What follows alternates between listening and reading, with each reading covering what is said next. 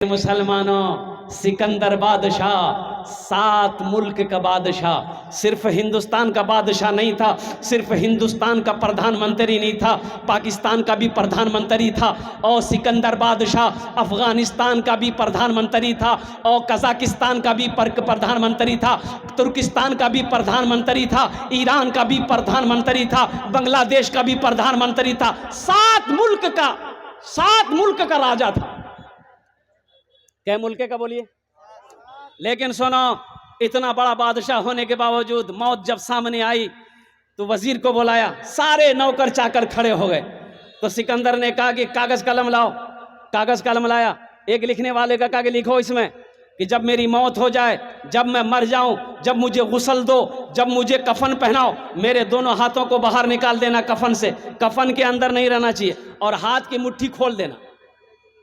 तो सारे लोगों ने कहा कि हुजूर ऐसा नहीं होता है कि मुर्दे को कफन पहनाया जाता है तो पूरे बदन ढांका जाता है, हाथ निकाल देंगे तो लोग क्या कहेगा। सिकंदर बादशाह ने कहा कि लोग क्या कहेगा इसका मसला नहीं है, ये मेरा हुक्म है, ये मेरा फरमान है, मेरे हाथों को कफन से बाहर रखना, बस ये मेरी वसीयत है, लिख दो। लिख दिया गया। सिकंदर बादशाह मर गया, गुस्ल दिया गया, कफन पहनाया, तो वसीयत सामने आ गई कि भाई दोनों हाथों को बाहर निकालो कफन से। निकाल दिया गया। जनाजा उठा, हुजूम है, मेला लगा हुआ जा रहा है जनाजा सिकंदर बादशाह को, दोनों हाथ कफन से बाहर है। तो किसी ने एक अल्लाह वाले से पूछा कि हजरत ये क्या मसला, बात समझ में नहीं आई, सिकंदर बादशाह ने वसीयत क्यों किया कि मेरे हाथ को बाहर निकल देना। तो कुर्बान जाओ, उस अल्लाह वाले ने जवाब दिया, ओ सिकंदर दुनिया वाले को पैगाम देना चाहता है, दुनिया वाले को बताना चाहता है, ओ गाफिल लोगों को बताना चाहता था सिकंदर बादशाह। ओ रमनी वालों, ओ गेरिया वालों, ओ खुनखनी के मुसलमानों, बाराईदगाह के मुसलमानों, ओ पूर्णिया जिला के मुसलमानों, देखो सिकंदर इस दुनिया से जा रहा है, 7 मुल्क का बादशाह, लेकिन आज खाली हाथ जा रहा है। खाली, अरे बोलो भाई, बोलो भाई, खाली हाथ जा रहा है। सोने की कमी नहीं थी, चांदी की कमी नहीं थी, दौलत का अंबार था। 7 मुल्क का बादशाह आज इस दुनिया से जा रहा है, खाली हाथ जा रहा है। इसलिए मुसलमानों, इसलिए नौजवानों, अल्लाह ने दौलत सिर्फ कमाने के लिए दुनिया में पैदा नहीं किया है। ए दुनिया की ऐशो इशरत की ज़िंदगी गुजारने के लिए अल्लाह ने पैदा नहीं किया है। अल्लाह ने क्यों पैदा किया? अल्लाह के कुरान से पूछो, अल्लाह के लारैब किताब तू बता, तो अल्लाह के लारैब किताब जवाब देती है, वमा खलक़तुल जिन्ना वल इंसा इल्ला लियअबुदून, कि मैंने जिन्नात और इंसान को सिर्फ अपनी इबादत के लिए पैदा किया है। इंशाअल्लाह तैयारी करेंगे आखिरत के। हाथ उठे, कितने लोग तैयार हैं? अल्हम्दुलिल्लाह, सारे लोग तैयार हैं। हमारा बच्चा, हमारा नौजवान भी तैयार है। ए अल्लाह, हम गुनहगार सही, हम गंदे सही, लेकिन तेरे बंदे हैं। ए अल्लाह, हम तेरी बारगाह में, हम अपने साबिका गुनाहों से तौबा करते हैं। या अल्लाह, हम सब की तौबा को अपनी बारगाह में कबूल फरमा ले। आमीन बोले तो अल्हम्दुलिल्लाह। और बखील, एक बादशाह बड़ा सखी था, उसके दरबार में जो भी जाए ना तो खाली हाथ नहीं लौटता था, बड़ा सखी था। और अपने इलाके में, अब वो तो मर गए, मैं नाम नहीं लूँगा, बड़े ज़मींदार थे। ये अपने इलाके में बड़ा ज़मींदार था, मर गया 35-40 साल पहले की बात बता रहा हूँ।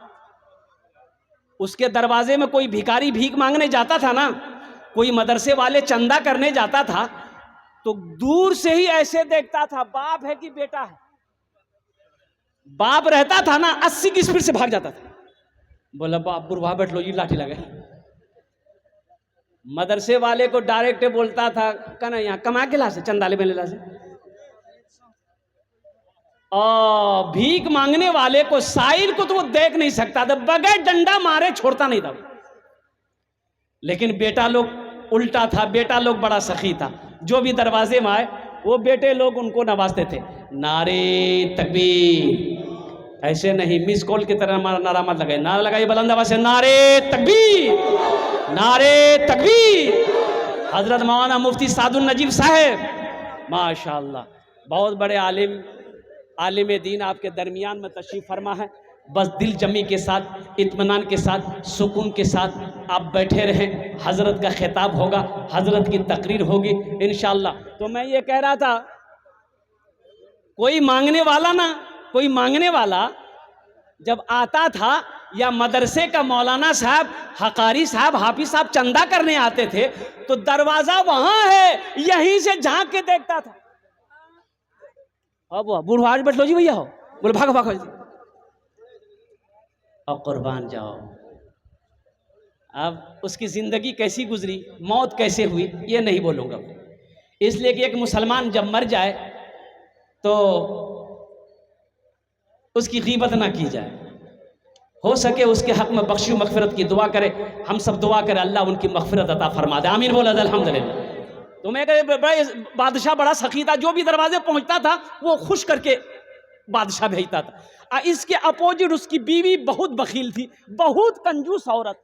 ओहो, एक मछुआरा नदी में जाल डाला, एक मछली पकड़ा। क्या पकड़ा बोलो? तो मछुआरा सोचा कि अगर इसको खुनखुनी बाजार में, रमनी बाजार में बेचेंगे ना, पैसा नहीं मिलेगा, कम मिलेगा। अब बादशाह को दे देंगे ना, इनाम देगा। मछली लेके बादशाह के दरबार में पहुंचा, बोला कि हुजूर ये मछली आपके लिए लाया, नदी में जाल डाला था, बहुत अच्छी मछली मिली है। बादशाह खुश हो गया, वजीर को बोला कि इसको 200 दिरहम इनाम दे दो। तो मोगी बोली तोर दिमाग खराब है, कि रंग बादशाह बन गिला थे। बोले कहने, बोले छोट हो माछ हमें 200 टका नहीं वो माछ हो, पैसा रिटर्न करो।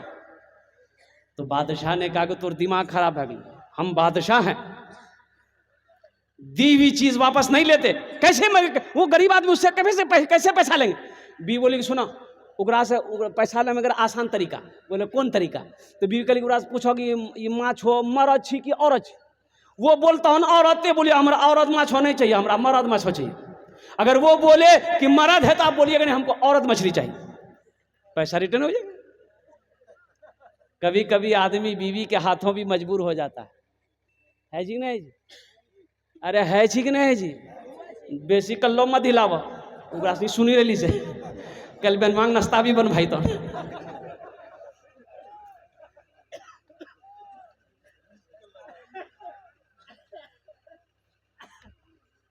तो बादशाह मछुआरे को बोला इधर आओ, ये मछली नर है कि मादा है?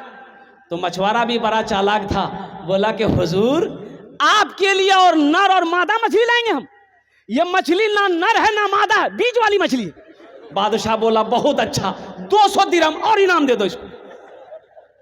मोगी माथो पकड़ी बैठी गई, बोला 200 टका हमें रिटर्न चक्रम जी 400 दा। तो मछुआरा जाने लगा, तो दरबार में वो सिक्का गिरा हुआ था, 1 टका का नोट गिरा हुआ था।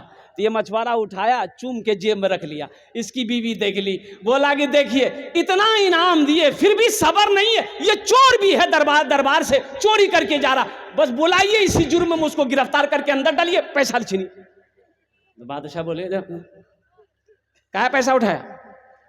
तो वो मछुआरा बोला कि हुजूर इस पैसे में आपका फोटो है, आपकी तस्वीर है, नीचे गिरा रहता कोई पैर दे देता तो बेअदबी ना होता, इसलिए उसको उठा के चूम के हम अपने पॉकेट में रख लिए। बादशाह खुश हो गया, बोला 200 दिरहम और इसको इनाम में दे।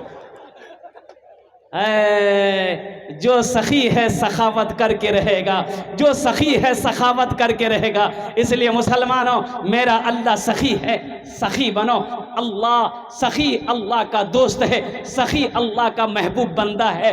बखील ना बनो, बखील अल्लाह से दूर, जन्नत से दूर, जहन्नम के करीब है। और जो सखी है वो उसके अमल थोड़े हैं, सखी का अमल थोड़ा है, नमाज थोड़ी है, रोजा थोड़ा है, जिक्र थोड़ा है, कुरान की तिलावत थोड़ी, अमल थोड़ा है, लेकिन है सखी सखी है बड़ा दानी। तो अल्लाह के रसूल इरशाद फरमाते हैं वो अल्लाह का दोस्त है।